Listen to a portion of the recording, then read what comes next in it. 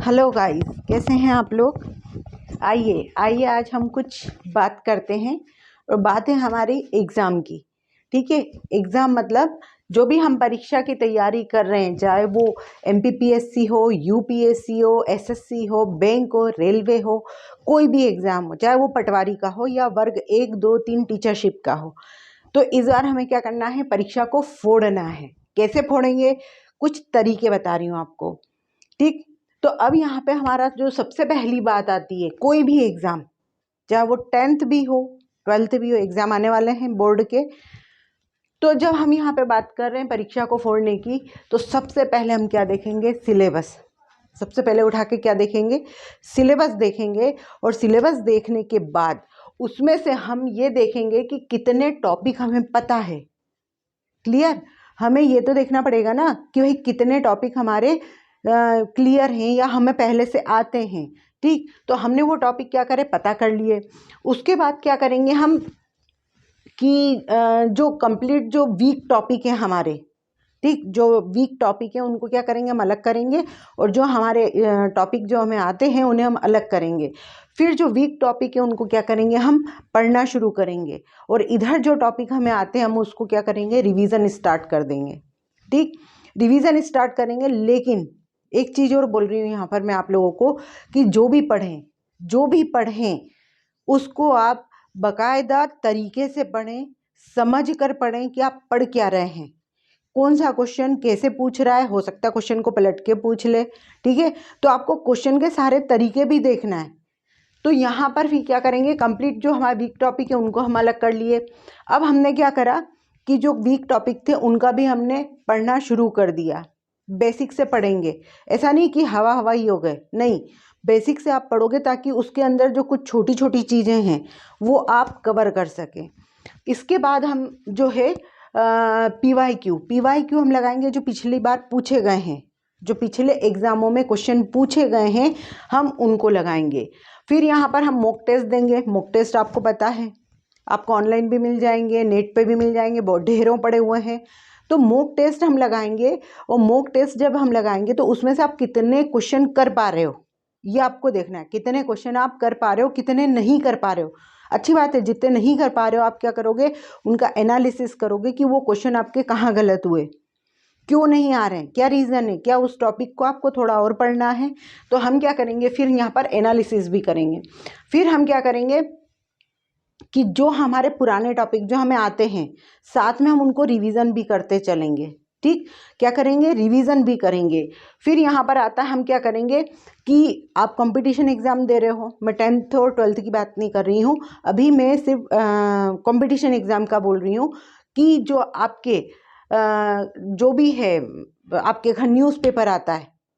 ठीक, न्यूज़पेपर आता है, अगर न्यूज़पेपर नहीं आता तो आप न्यूज़ डालने की आदत डालिए। और डेली क्या करेंगे, हम करंट अफेयर के टच में रहेंगे। करंट अफेयर में लेटेस्ट क्या हो रहा है, किन चीज़ों को पूछा जा रहा है, ये सब चीज़ हम पढ़ते चलेंगे। फिर आता हमारा जो करंट अफेयर का, हम क्या करेंगे, एक डायरी बनाएंगे, उसमें पूरा करंट अफेयर क्या करेंगे, लिखते चलेंगे।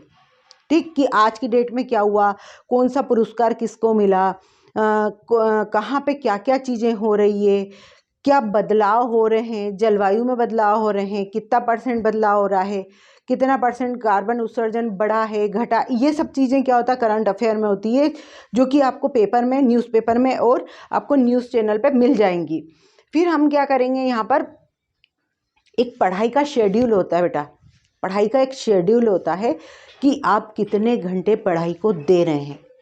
कम से कम अगर आप कंपटीशन एग्ज़ाम में बैठ रहे हैं तो कम से कम आपको 5 से 6 घंटे पढ़ना ही होगा।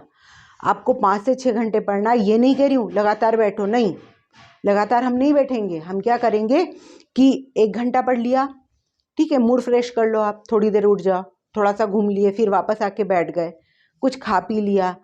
और जब आपकी इच्छा होती है, जब आपका मन लगता है, उस समय आप पढ़ेंगे। फिर हमारा यहाँ पर क्या है, ये पूरा हो गया। और हम स्टडी में डेली, जो हमारी डेली स्टडी है उसमें हम क्या कर रहे हैं, 6 आवर्स दे रहे हैं। ठीक, 6 घंटे तो आपको देना ही देना है। आप मुझे ये बताओ कि अगर हम 6 घंटे नहीं देंगे तो हम कंपटीशन को फोड़ेंगे कैसे। मिनिमम आपको 6 घंटे देना है। ठीक, अब ये तो हो गई बात अपनी क्या कंपटीशन की तैयारी की। अब मैं आपको कुछ चीज़ें बता रही हूँ कि जब हम एग्ज़ाम देने जाते हैं उस दौरान भी बच्चे क्या करते हैं कि अगर हम मान लें पटवारी का ही मान लें कि हम पटवारी का एग्ज़ाम देने जा रहे हैं या टीचरशिप का देने जा रहे हैं, तो हम क्या करते हैं, सबसे पहले मैथ्स उठा के मैथ्स लगाने लग गए। मैथ्स क्या होता है, टाइम को पूरा खा लेता है। ठीक, हमें पता नहीं चलता, 1 घंटा भी हो जाएगा तो आपको पता नहीं चलेगा, उधर आपका टाइम क्या हो रहा है, टाइम निकलता जा रहा है।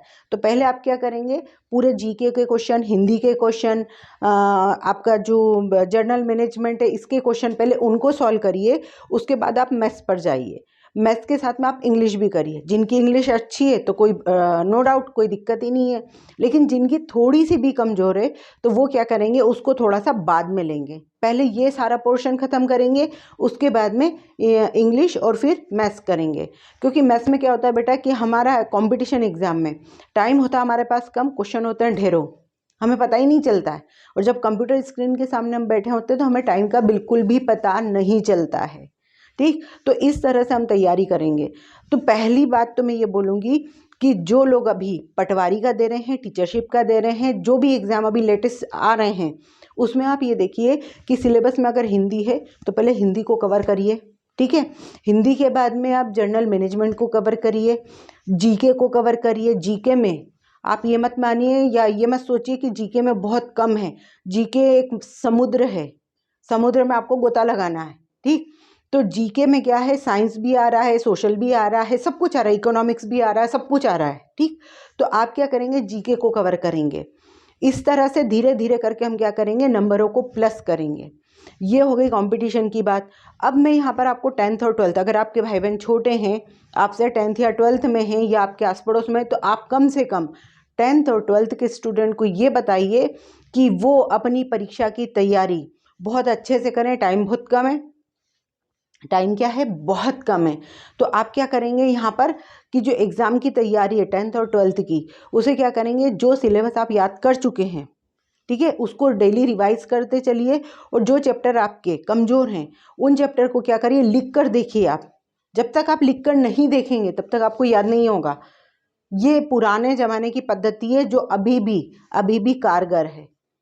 तो ये छोटी छोटी चीज़ आपको ध्यान में रखनी है।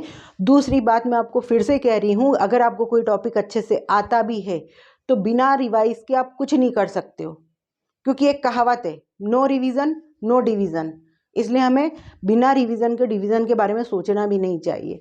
ठीक है, क्योंकि दिमाग है, कंप्यूटर थोड़ी है कि आपने बस बटन दबाया तो जो पिछला था वो पूरा आ जाएगा। नहीं, आपको डेली रिवाइज करना ही होगा, कंपटीशन वाले बच्चों को भी और 10th और 12th के बच्चों को भी। और पेपर में आपको घबराने की ज़रूरत नहीं है, पेपर है, पेपर से डरने की ज़रूरत नहीं है। पेपर को फोड़ना है, हमें पेपर को फोड़ना है, नौकरी पाना है। ठीक, 10th और 12th में हमें मेरिट लिस्ट में आना है, ये सोचना है आपको। आप इतना सोचेंगे तब कहीं जाके आपका रिजल्ट बहुत अच्छा होगा। All the best, thank you.